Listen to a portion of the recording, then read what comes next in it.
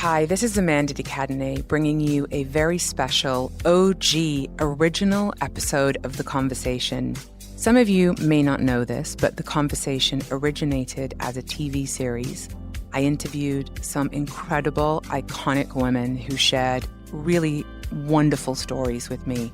So I wanted to make those interviews available to you for the very first time on The Conversation podcast. I really hope you enjoy listening to this interview. I read some really wonderful things that you had said about how you felt about your body.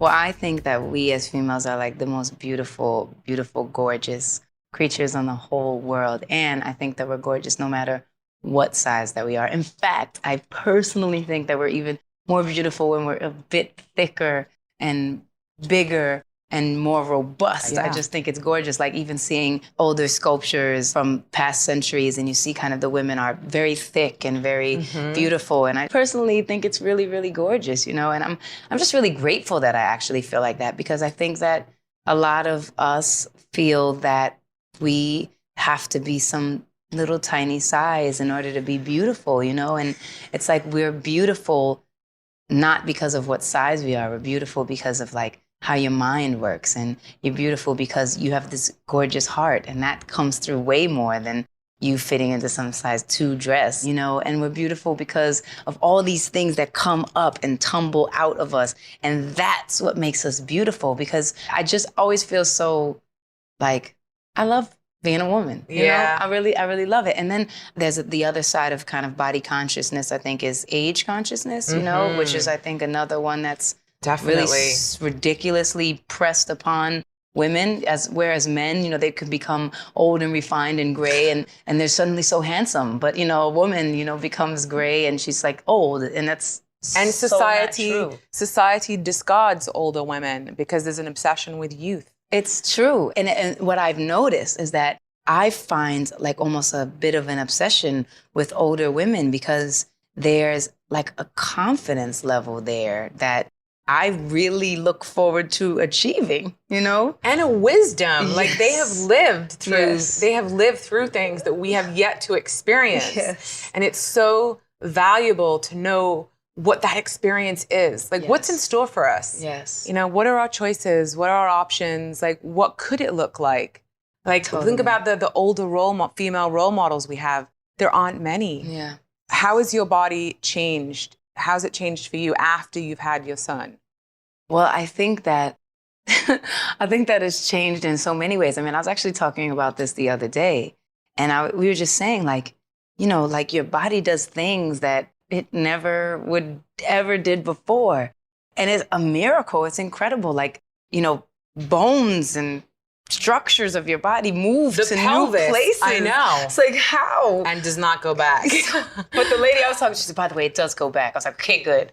Not with mine, it didn't. But I had twins, so maybe it just needed to open in another way, you know? And I'm making peace with that, but. No, I mean, so naturally, I think overall it's tremendous, you know, and it's glorious. And so for me, I really enjoyed the process a lot. And then I also did breastfeed. And so there was like, I don't know if it's a total myth, but the whole myth about how, you know, when you breastfeed, you kind of like lose weight quicker. Was that true for you?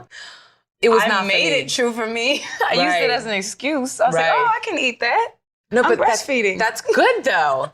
That's good because you have like breastfeeding twins. I had to eat 4,000 calories a day. Yeah. First of all, do you just submit to knowing that one child is going to cry at all times? Yeah, basically. Like one child is going to cry. Always. Crazy. That's just it. You just got to go with it. I sat in a chair for a year, just like feeding babies, like milking. Yeah. But I was committed to breastfeeding. Yeah. How did you like breastfeeding? I loved it. I really loved it. Well, there was a couple things no one told you. I took like this whole class prior to, which I thought was really good because I think a lot of people think that you're just supposed to have this natural instinct. It's just supposed to happen like out of thin air. And, you know, there's like a technique to learn. And if you don't know it, you know, it's not your fault. So I was glad I did that because I felt kind of prepared a little bit. But the whole engorgement thing. Oh, yeah. No one mentioned that part. Yeah. Isn't it crazy? You're Whoa. like, where your boobs are just like rocks and you're like, oh my God, please help. It's crazy. No, because I remember I was like in the bed and I couldn't move because it hurts, basically. It does, It hurts, and there's no way around it. And I delivered naturally. Me too, yeah. Right? And I kept asking myself, what is wrong with you? You spent hours and hours in labor delivering naturally, but you can't take some, like, what's milk the coming in? Right, what's the problem?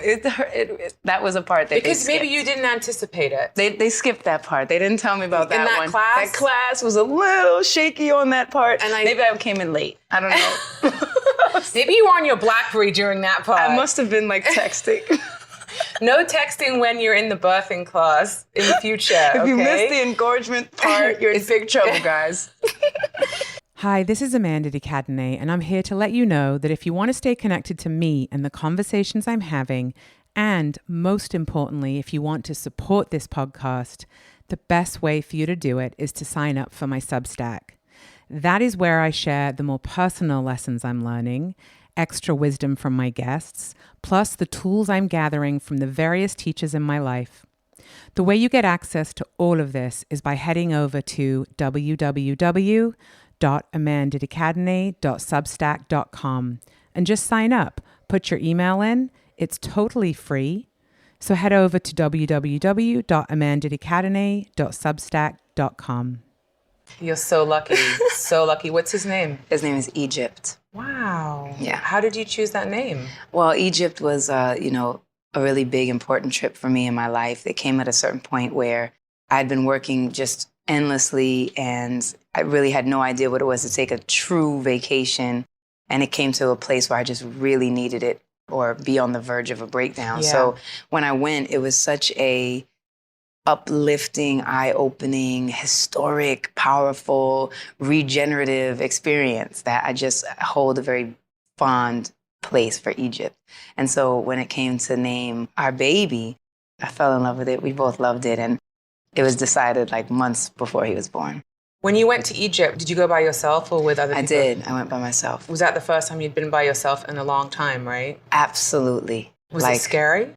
No, I mean, at that point, I just wanted to get away so badly that I was excited to be by myself. And I think it's something important because I think when you go places with people, you're concerned about are they having a good time or do they like the food I like or are they happy with this restaurant? Or it was really cool to just be like, I would read my book in the little, cafe or somewhere that I went, and the guy would come up to me and say, "Are you waiting for someone?" And I'm like, "No, we're here." Yeah.